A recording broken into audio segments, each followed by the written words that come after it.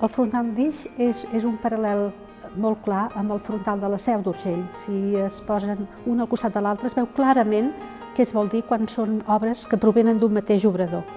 Són obres molt pròximes estilísticament i també des del punt de vista dels colors, per bé que la iconografia en cada cas demanaven una iconografia adaptada a les pròpies necessitats. En el cas d'Ix és Sant Martí, que és el titular de l'església d'Ix.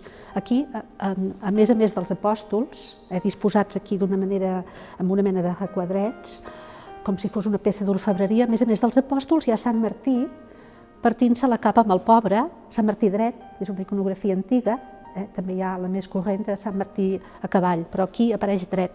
I aquí, en un altre requadre, Sant Martí amb un altre personatge, un altre dels miracles del sant.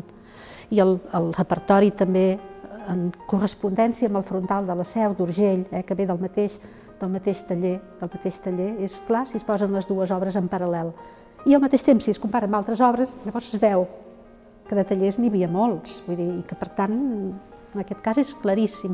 També Crist assegut sobre una doble màndorla, que això ve també dels orígens de la tradició carolíngia, i en aquest cas, entre l'alfa i l'omega, és a dir, el principi i la fi, la primera i la darrera lletres de l'alfabet grec, veurem que això es repeteix, amb un mundus a la mà, que és aquesta boleta que porta a la mà, que és un símbol de sobirania, també heretat del món antic.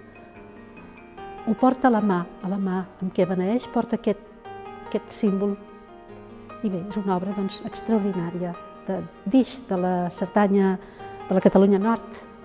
És l'única peça de la Catalunya Nord que tenim a la col·lecció, molt destacada.